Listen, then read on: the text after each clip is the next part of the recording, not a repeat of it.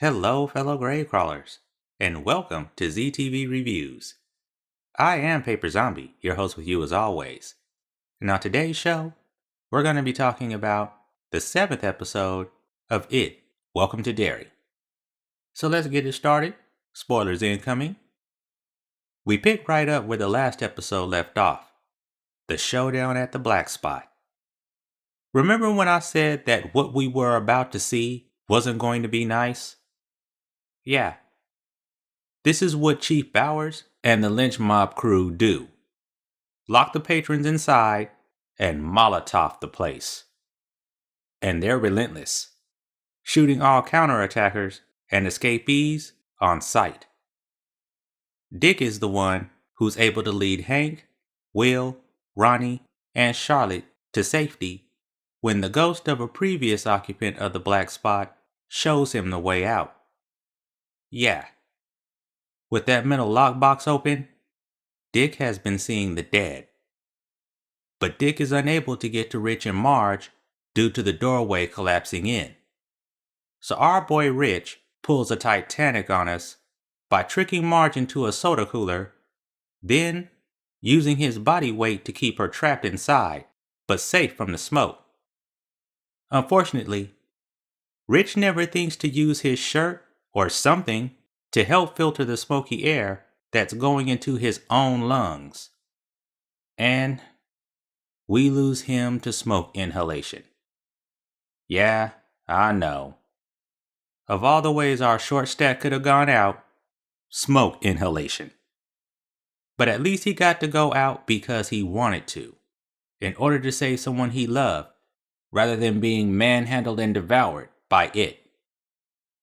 The next day after this horrible event, we find out that General Shaw is more insane than previously thought. He never planned to use the shards to bring the prison inward to eventually cage it. This fool wants to destroy the shards and unleash it on everybody because he thinks it'll bring order and control to the people of the world.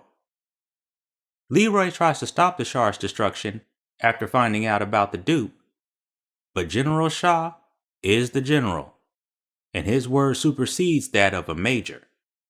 So the shard is destroyed. Remember when I said that it goes back to sleep after the incident at the black spot?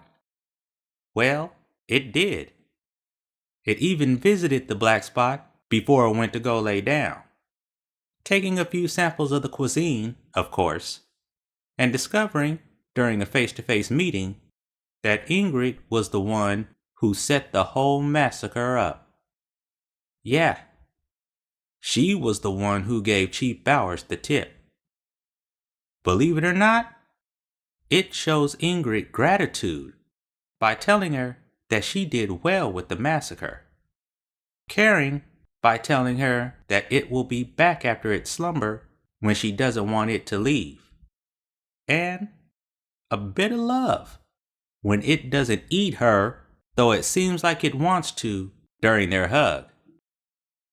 Why this out of character behavior for it? Because it doesn't just eat the bodies of its victims, it also eats their soul.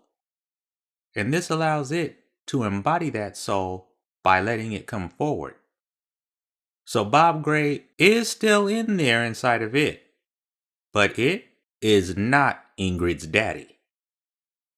By the time that finally registers to Ingrid, it realizes that little Periwinkle is about to turn. And it does the one thing that it can do that's worse than death. It exposes Ingrid to its true essence, the deadlights. When it comes to the deadlights, there's one of 3 ways exposure can go. The first, instant death. Game over, no continues, that's all folks. The second is what we see in the 1990s miniseries with Bill's wife Audra and with Beverly in the first movie, where the victim is blinded, robbed of their conscious mind, and left immobile and lifeless, where they float like a balloon until it is ready to eat them. The third is insanity, and we see this in the book and in the 1990s miniseries with Henry, who saw the deadlights when him and his boys went into the sewers after the Losers Club. The experience literally turned his hair white with fear and left him a babbling idiot who admitted to killing all of the kids that it had claimed during that feeding season.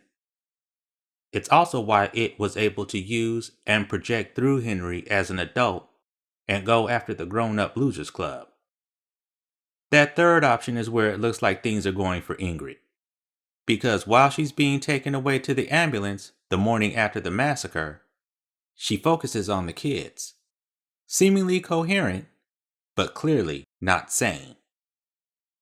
I don't know which option will be chosen for Will though, because once that shard is destroyed, it awakens from its sleep. And for whatever reason, Will is the first one on its list of people to see. When Will proves that fear won't season him up, it's like, "Oh, for real though? All right. Well, I got something else for you then, Mr. Mankey." And that's where the episode ends. We also get to see how Bob and It meet in this episode, but it's done in such a low-rent way that they shouldn't have even bothered to show it. Basically, It chose Bob because it saw how children were attracted to him.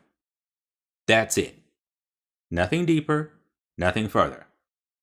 And that contradicts the book in my opinion, because we get a whole chapter where It talks to the reader, and we see that It is so fond of the Bob Gray persona, it even refers to itself as Bob Gray. Hell, when it introduces itself to Georgie in the book, that's the name it uses. Now that sounds a whole lot deeper than, "'cause the persona attracts kids," to me. And that's something that the movies and the series has gotten wrong, that the 1990s miniseries and the book gets right. It's Pennywise, guys, is supposed to attract children, not terrify them and make them uneasy at first sight. Like, let's use Georgie again. This picture is from his meeting with It from the 1990s miniseries. This picture is of that same meeting in It Chapter 1. See what I'm talking about? I would not trust the clown in picture number 2. I would not even approach the clown in picture number 2. He can have the damn boat. My brother can make me another one. So we'll see where things go from here, because this episode has officially broken what was established in the story on where It was supposed to go back to sleep. I do hope this is not where the writers decide to just toss out the established timeline and run off and do their own thing just so they can have a season 2 of the show, if that's going to be a thing. Because as far as the story they're trying to tell is concerned, all that's left to do is the next episode to tie up loose ends, and the story is done. Why wake It back up and take the story in a direction that there's no reason to take it in? Like I said, we'll see. We'll see. Alright, let's go ahead and bring this review to a close. Thank you all for watching, and I'll catch you next time.